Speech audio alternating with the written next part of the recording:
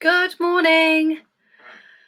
Have we got anybody watching today on our Tuesday health chat, which is all about stress? Let me just check that we are actually live in the group before I start chatting along and nobody being there. I'm also going live in YouTube at the moment as well, so that we get it saved immediately, and then I can save it in our membership group. Just sort my lighting out. I think that's a bit better. So anybody here, let me just see if I can see any comments. Just write hello if you're coming in. See if I'm live. Yes, there I am. Let's delete that. Anybody here?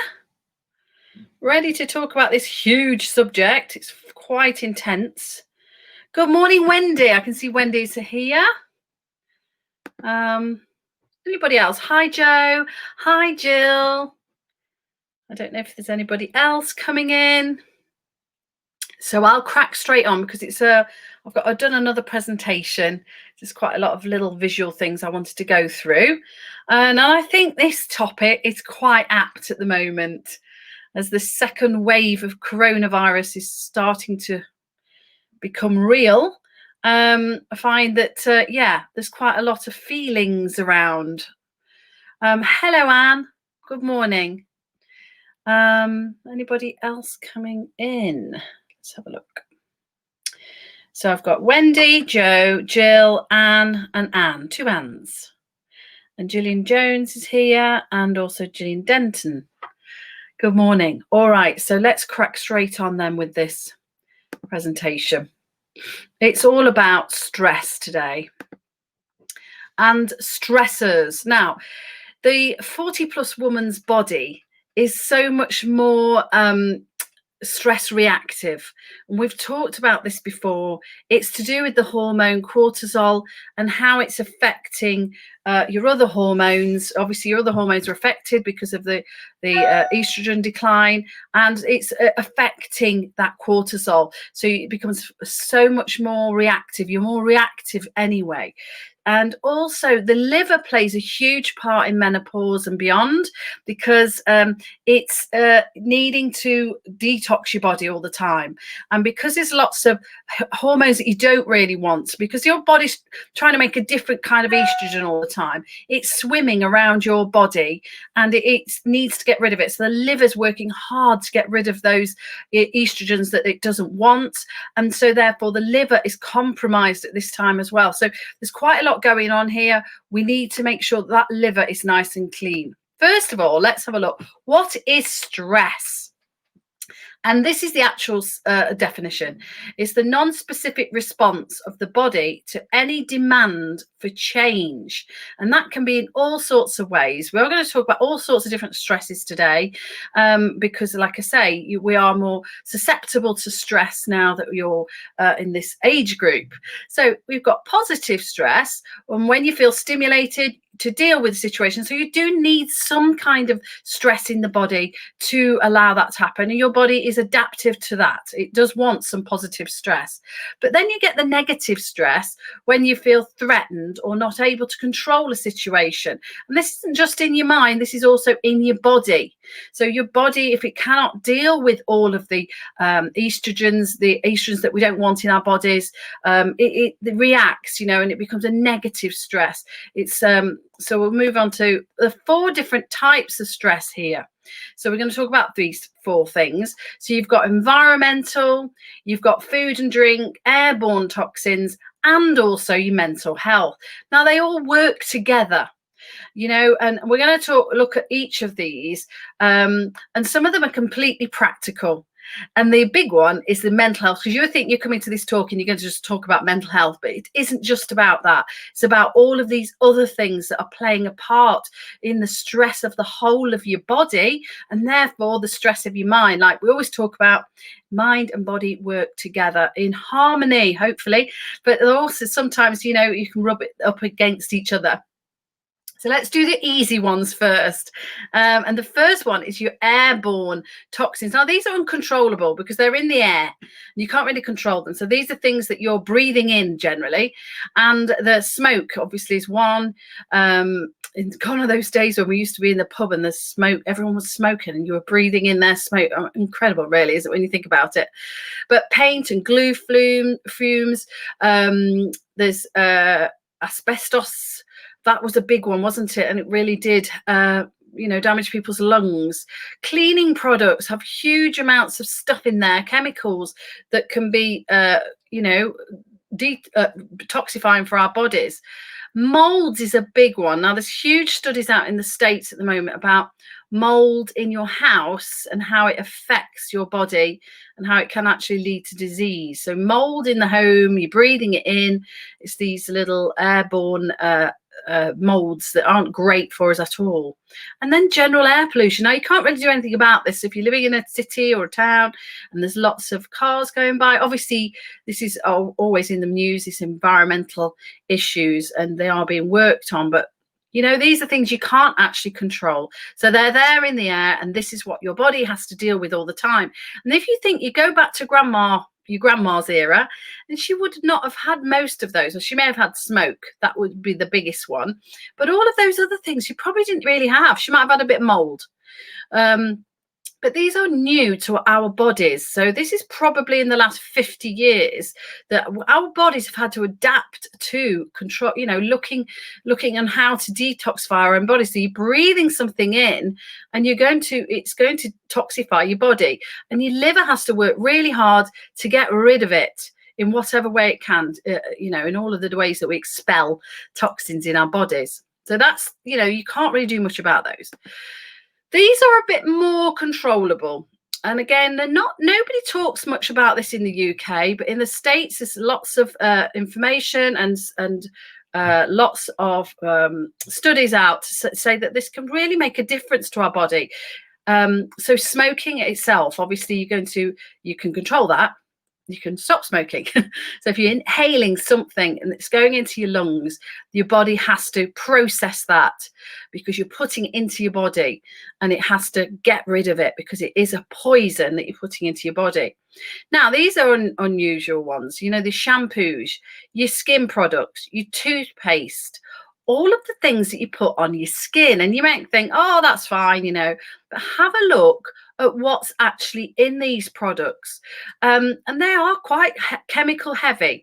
And there's an app that you can download. I think it's called, I'll find it and I'll put a link into our group, something like Perfect 10 or something. And you can actually use the barcode of your moisturizer, and you can check how many chemicals are in it. So this is something that is quite fairly new in the UK, like I say, but now there's lots of clean products out there in the market that you can just buy from Boots or wherever.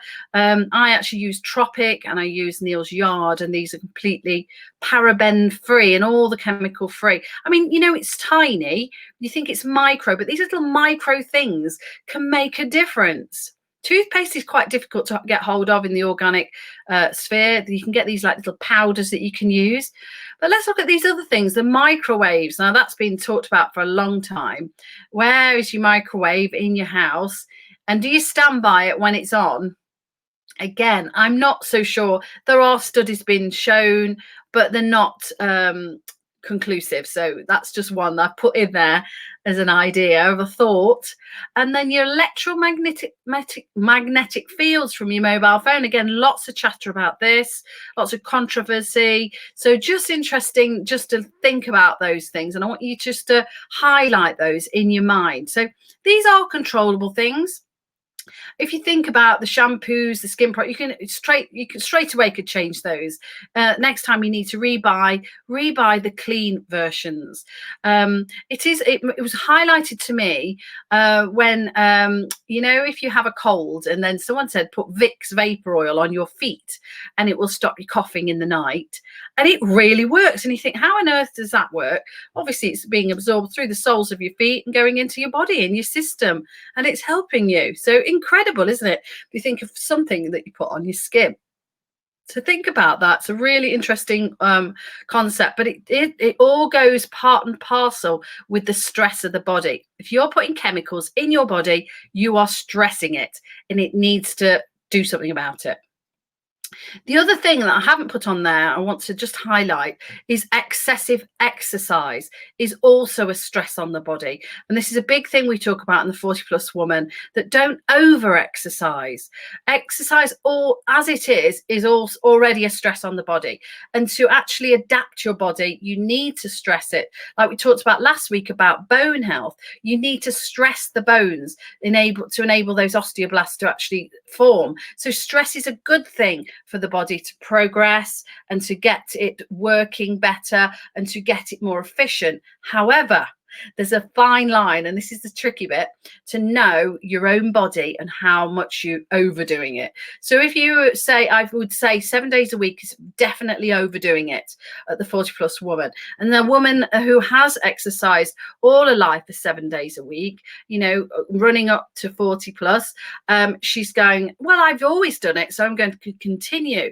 But what happens is your body it's a longer time to recover whatever fitness level you are. Again, it's trial and error.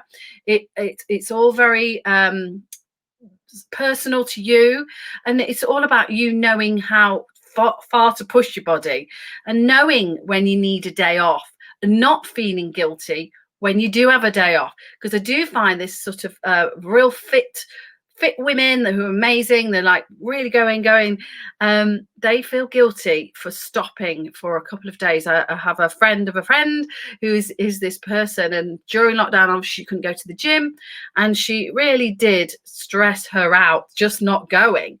But however, she went back to the gym and she was the strongest that she's ever been, because actually you gain your strength and everything when you actually rest. So you'll stress your body as you're actually exercising, and then afterwards the recovery time is the part that does the work, and it's the bit that makes you stronger, it's the bit that makes you fitter, if you like. So another thing you can control is the excessive exercise. If you are an excessive exerciser, just check yourself and notice how your body feels. Wake up in the morning, think, oh, how do I feel today? 1 to 10, check yourself. It's really important. Food and drink. Here's another one. We can actually control of all of these. Now, there's no surprises in this list. I'm sure you've seen, looking down this list, yes, you know all of those. So alcohol, I've talked about it before. It stresses the system. Again, the liver has to actually prioritize alcohol over anything else. So if you're eating lots of sort of processed foods or takeaways, and you have drink alcohol with it, it will get rid of that alcohol toxin first before any E numbers or anything. So the additives in the E numbers, so any processed foods, excessive sugar, excessive salt. Surprising ones here probably are your metals in fish. Again, this is from the States. Again, they like you to have cold water organic fish to eat. They always talk about that in their training courses, but it's something in the UK we're not that aware of. Again, I don't have much information on that at this point, but I will find out. Tap water. Interesting. Now, in the UK, there was added fluoride to tap water. I'm not quite sure if it's still in there, but often when you drink tap water, you can taste chlorine because it is recycled, remember. So a good way is just to use a Brita water filter, a carbon filter, filter your water and drink it then. Again, tiny little things all add up to making your body more efficient. And that's what we're always after at this time of our life. You've got anything man-made, think about your food. Where's it come from? Is it a single ingredient? Has it come from complete farm to fork, as I like to call it? Now, a good way, another thing you can actually look after is your fasting overnight. And we've touched on this, but I will do a whole week on fasting because it's really interesting research. But there is great research on making sure that you get between a 12 and a 16-hour fast throughout the night. And this gives our body chance to detox, chance to get rid of all these toxins and all the stresses in the body. And it's a chance to really sort of give you digestion a rest as well. all part and parcel of the stress of the body. If you're stuffing your body with food all the time, 18 to 20 hours a day, it's not got time. It's stressing. Just eating too much. Imagine when you've had a massive Christmas dinner and afterwards all you want to do is sit on the couch because you think, oh my God, my body can't take anymore. That's stress, isn't it? It's actual stress in the body. So all these things add up. Now, mental health, huge topic. And this is what we're going to talk about for the last bit. It's quite a deep topic. I could have just talked for hours on this alone. Now, again, these are the three we've talked about: the environmental, the food and drink, and the airborne. You probably kind of notice. So have a flick through when you look at this again and think about, tick off the things that you're already aware of. And, we know all about this. But I think this bit is very unknown. It's really important to know where you are now. And every day it can change. And especially at the moment, this global pandemic, we are finding every single day this change. Now, let's go back to what the definition of stress is. It's the non-specific response to the body to any demand for change. Now, let's look at this in a mental health point of view. Every single day you put the television on and something is changing, whether it's in your area or outside your area. There's something happening. And I'm on the border to Nottingham. We're actually in Leicestershire here, but Nottingham is going to the highest level this week, and that's a huge change to many people's lifestyle, to where they spend their time in the day. So this it's negative stress because they're feeling threatened by this and they're not able to control the situation. Now, your human brain wants to take control of the situations. It wants to make links to everything in its head, in your head. It's quite hard to describe, but if there's uncertainty, it likes to make up a story. If there's like a gap, right, this is happening, but we don't know what's going to happen. This is happening, but we don't know actually what's going to happen, which is definitely now in this pandemic. We don't know what's going to happen next year, year after, whatever. We can't see forward. So your brain likes to make up little stories. And these might be true stories, but usually they're not true because we don't know what's happening, do we? We just don't know what's happening. And this is a clear example of that. There's just absolutely no idea of what's going to happen in the future. And this is anxiety, where you're thinking, what if this? What if that? This could happen, that could happen. And all the time you're trying to think of ways that you can make an action plan for this, make an action plan for that, do this, do that, do the whatever. Now, I'm going to say that we can't make action plans now because, again, it keeps changing and it's a really tricky situation. And anxiety comes when we're trying to make up these stories in our mind and it goes round and round in your head. Well, if this happens, that happens, that happens, that happens, and you start to become anxious. Now, I've just done a list here of some things that you could take to help you take your mind away. But flick over those. We'll come back to those later. The bottom is the big question. What do you need? So you need to just sit and think to yourself in the morning, what do you need right now? Because all we do know is right now. We don't know what's going to happen in an hour. We don't know what's going to happen tomorrow, the next day, the next month. We just do not know. In an hour, I could go and do my class and the Facebook Live might decide not to work, and we could all, I could stress about that, but I can't stress about that because I don't know what that is. What do you need right now? So really sit with you. That's what I've been doing in the mornings, just sitting down, taking some time out and listening to my mind. I'm just listening to what it's saying. Now, listening refers to thinking like you're someone else outside of your body and you're listening to something else. So there's my mind. And I imagine myself here and I'm just listening to this person like you would listen to your friend, your daughter, your son, your husband, or whoever. You listen to them. So why not listen to yourself? Have a really good listen to yourself and notice what your thoughts are saying. Are you making up those stories? Are the stories true? Are they actually true? Are they actually going to come to fruition? They might do, but also they might not. You've got a 50-50 chance, haven't you? But you know what? If you think about it, all the time that you think about these things, the hours that are ticking by, that you could maybe be doing something much more productive. That's what I always think anyway. Some nice things, plan some nice things in. I think this is a really nice one to really straight away sit down, listen to your mind in the morning, and think about planning some nice things to look forward to. So it could be phoning a friend, have a good chat, think about some support groups that you could follow. And now it's fantastic because we've got all this online here. So we're all supporting each other. And these are things that really help me.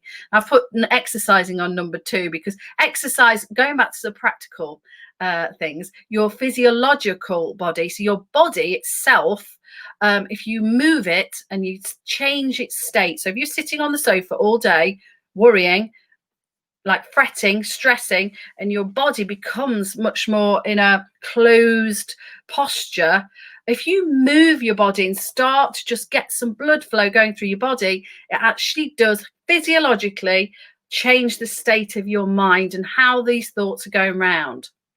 I know it sounds hard to understand. I've put some more little ideas here.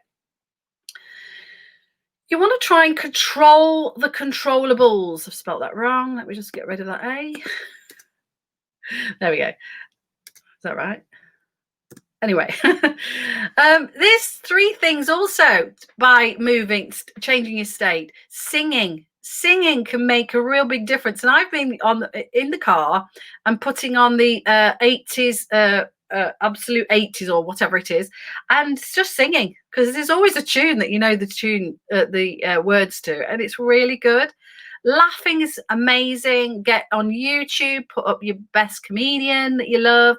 I love Peter Kay and I like Mickey Flanagan. They just make me laugh. Even though I've heard their stuff so many times, they make me laugh. Laughing itself can trigger the good hormones in your body, the serotonin, the dopamine. It can help trigger that just to change the state of your body and make yourself feel better. And dancing works alongside exercise. It's just the same. So put a tune on, start dancing around the room. I did that on Saturday night. What do you actually need? Now, you might not even have an answer to what do you actually need, because you don't know nobody knows what they need. Everybody doesn't know. But what do you need right now? I'm going to put that on there because that's important. Right now. What do you need right now? Because what we don't know what we need tomorrow. We don't know what we need next week, but we might know what we need right now, right this point now. So what about breathing? Doing some breath work. I didn't write that in. Let's write that in. Breath work. Really great, changes the state of your physiological body and therefore changes your state of your mind. Your mind actually changes. The hormones change. Your parasympathetic nervous system changes when you do these different things, where you're moving your body, you're laughing, you're singing, you're using your senses. Your breath work is so underestimated. I bang on about that all the time.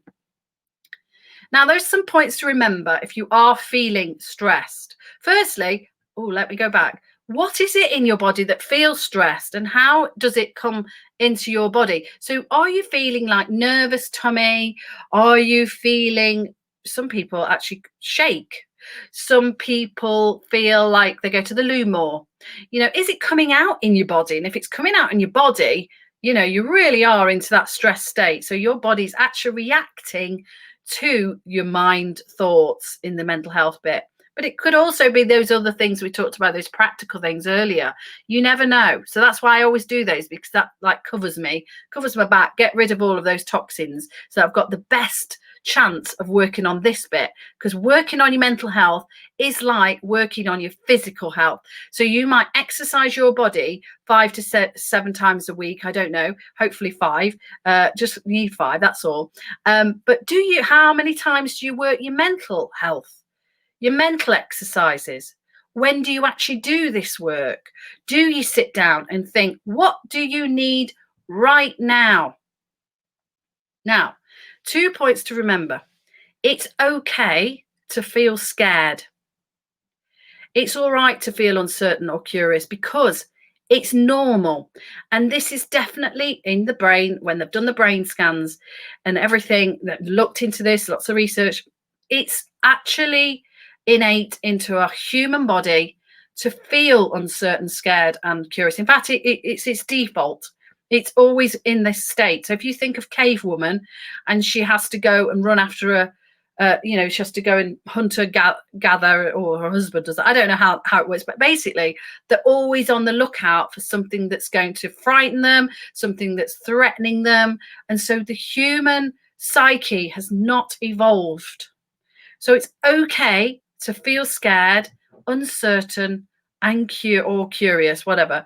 It's a normal feeling and it's not to be scared of. Now, it's nobody's fault, but generally we've been brought up to think that this is absolutely, not the right thing. Don't feel scared. As a little girl, if you're scared, your mum's there giving you a hug. There's someone there to keep you that support, someone to lean on. It wasn't taught to us. It's not been taught that it is actually normal to feel this way. So what we do is we run away from the feeling of feeling scared, uncertain, and curious. We run away from it. We run the other direction because we don't want to feel that, because in our lifetime, someone has said it's not good to be scared. So just think about that. Sit with the feeling. Now, this is quite difficult. I know it. I know it's difficult because if it's feeling, anxious, you go to the loo all the time, or your tummy's really rumbling, or whatever it is, sweating, you might feel itchy, you might feel like you come out in a rash, you might blush, you might do all of these things, but just sit with it and just breathe through it and know that the feeling will change. It will pass, and it always does pass. So if you think of all the nice feeling, let's think about happiness. You feel happy, you feel laughter, you feel fun, all of those things, they come, but they also pass also. You're not joyously happy all the time, are you? Last time when you were absolutely laughing your head off at something and you were like really feeling that feeling of overwhelmingly love and happiness, it's not here now, is it? So all of these feelings change. Your body's changing. It's an ever-changing system. So the feeling will pass. All these nasty, scary feelings, the fear, the anger, the scared, the uncertainty, it will pass. It will leave your body. It will move on and make way for new feelings. So I think those two big things there can make a massive difference. Now, I am running over time, but I'm going to continue because it's quite important, really important. I think this talk's so important. Now, here's we're talking about, we're going to exercise our bodies in a minute, and everyone's into that now. Okay, twice a week you come and check in with me, and we actually physically move our bodies. Fabulous. And you always feel better afterwards. And this is the reason why. It really is the reason why. And this is Pilates particularly does this to you, because it moves your feelings on. So someone can come into the class first thing in the morning, they're feeling a bit low, there's a bit stresses, everyone's trying to ring them, get them, we start breathing, we start moving our bodies, and then we always finish with that meditation, which actually I didn't put on the list. Meditation is just this. It's noticing the body, sitting with your feelings. And that is, you're actually coming, when you come to Pilates particularly, you are coming for a whole body mind workout. And that's what I always hope for everybody when they leave. They feel $1 million. And it's not just in their body. They just feel happier, they feel freer, they feel better in themselves. And this is what I always hope to achieve in all my workouts. This is exactly what I want. So let's try, if you're not moving your body today, and we're not doing the mind and body stuff, let's do some mind exercises. So here's a little exercise you can do, just one little exercise, just one of many that we could do. But here's one. Do a daily mind audit. So I've done general things here, and you want 2 columns, and one column is I can control, and the other is I can't control. Now, I've done it really easy here. Let's look at the things you can't control. So it's all about, again, controlling the controllables. It's a really easy system to look at. So if you've got lots of personal stresses in your mind at the moment, get it written down into a journal. Start some journaling. Start just writing down your feelings. Again, it just gets it out of your mind. So here we go. We can't control the pandemic. I mean, it's obvious, isn't it? We can't control it. Nobody can control it. Okay, don't let your mind then run onto something. I can't control the pandemic, so what's going to happen to my life? Because all of it starts at the beginning. You can't control it, so don't go with the mind chatter, because it's just no point. It's a waste of mind chatter, if you like. You can't control any decisions made by government or senior leaders or your councillors. You just can't control them. You just can't.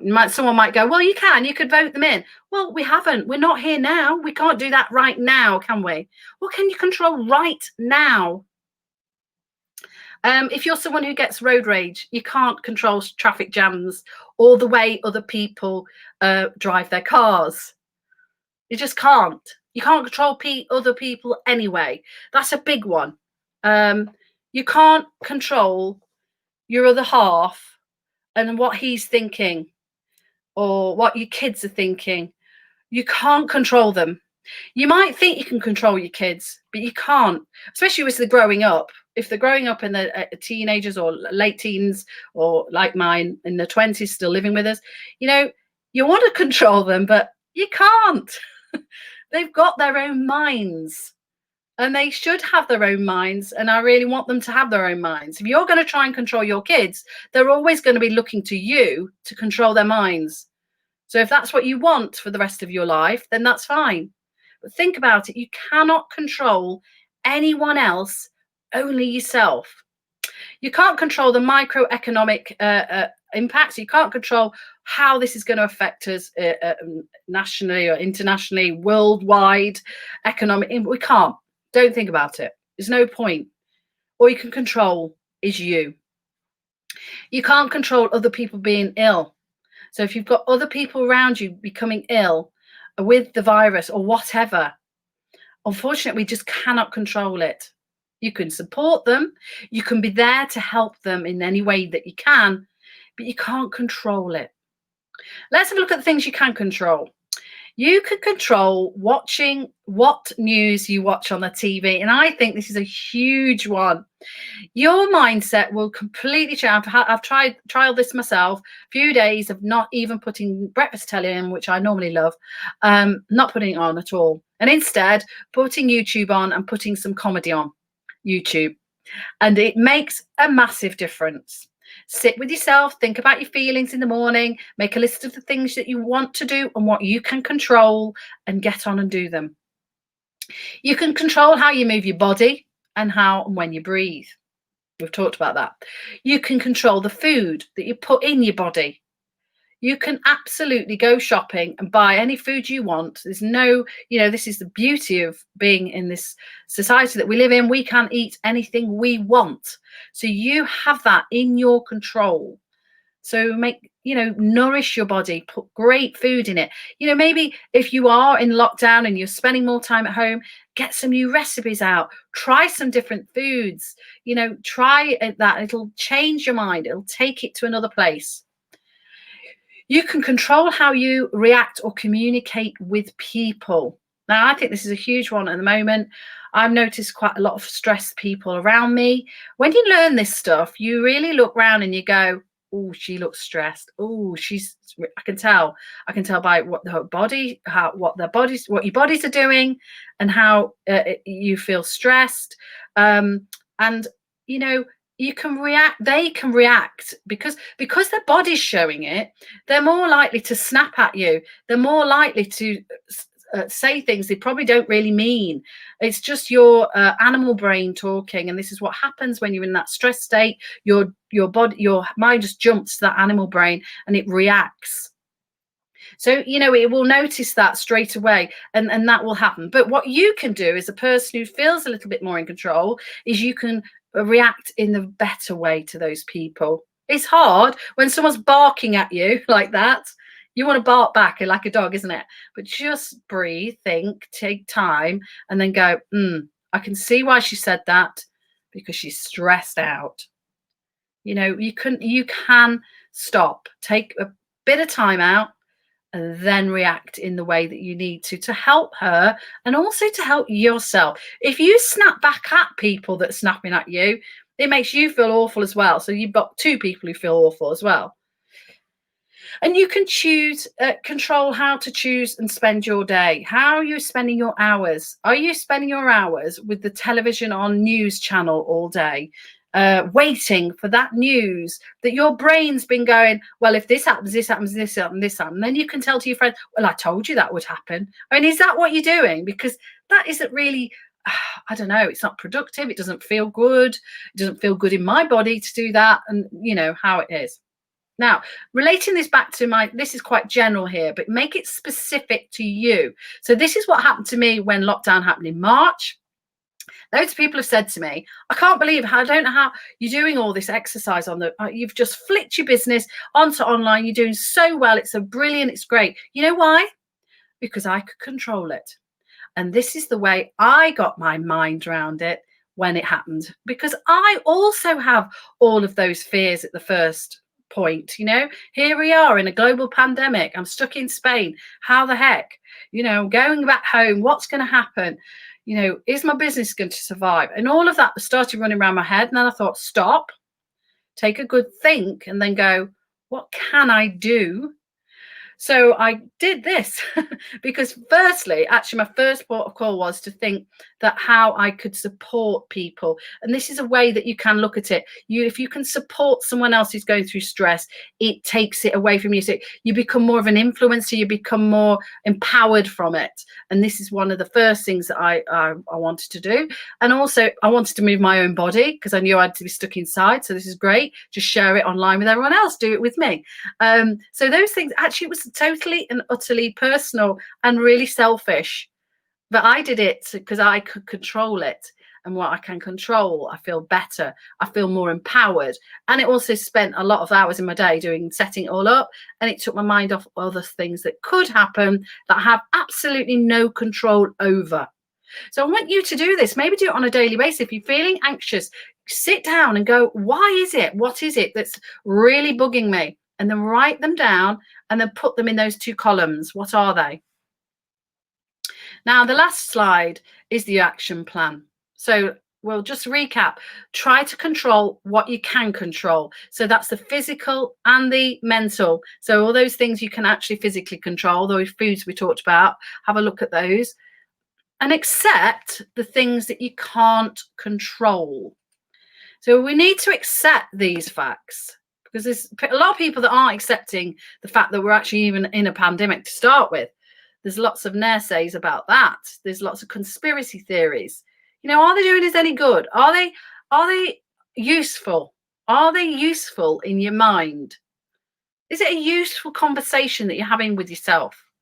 Listen to the chatter in your mind. Is it useful? Is it actually helpful to your daily life? Because all we know is now.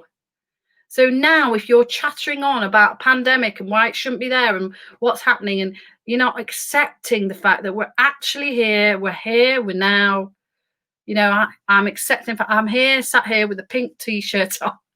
You know, accept the now. Really, really huge. Once you accept things, you move on to the next level of consciousness. You become more empowered. So acceptance is the real key, like turnaround point in the mind. If you can accept that these things are happening, they're happening that you cannot control in your life, then you can move on to the next level. Then you can change the way you see that issue and problem. Hopefully I've helped you with a few of those. And changing physiology, which is that moving the body, the breathing of the body. So I really hope you found that useful. Let me just have a look if there's any comments. I know we're really running over here because I wanted to get through this. I think it's really important this week to talk about stress, and especially in our age group and how we become more stress reactive. There is an actual thing called general anxiety disorder in the post-menopausal woman, which again can make you even more stressed.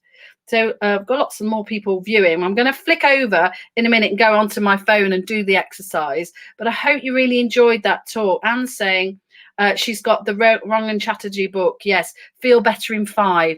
And he's also written one about stress, a whole book on stress. So do read that. I love it. The very achievable little tips that he gives. I use a lot of my stuff from him. He's got a fantastic podcast that has many, many subjects about the mind and the body. So good. I'm glad, Adila, I'm glad you've enjoyed that. I could build on this loads. I really am reading a lot about this subject. I think it's extremely important. You know, I know a lot about the body, as you know. I know a lot about your food and all of that. And this is the missing link to me. And when I found out about this stuff, it's just absolutely golden. That acceptance part is so important to whatever the issue or the problem is to you. You need to accept it for how it is now, today, because we don't know what's happening the next hour or the next week or the next day. We just don't know. It's even more uncertain than ever before in your life. It's just that society has brought us up to find its certainty and to think life is certain. Life is certain. If you go to school, you do this, you do the education, you go this, you do your A-levels, and then you certainly get a really great job. And also in our generation, maybe the generation before me, we had jobs, we got in a job and we stayed in a job, and all of that certainty was around us, and it made us stay in our comfort zone. And, you know, staying in your comfort zone doesn't grow your mind, it doesn't grow your body, it doesn't grow anything. So your mind is growing all the time. So that acceptance of that things do change. It's okay to feel scared. I think are golden bits of information. Oh, good. I'm so pleased that you enjoyed that, Joe and Anne saying that. Right, I'm going to sign off now, run downstairs and pop the music on. We're doing a nice workout to get our bodies moving. Hope you enjoyed that. Cheers. See you in a moment. See you in a minute. Stay where you are. Stay where you are.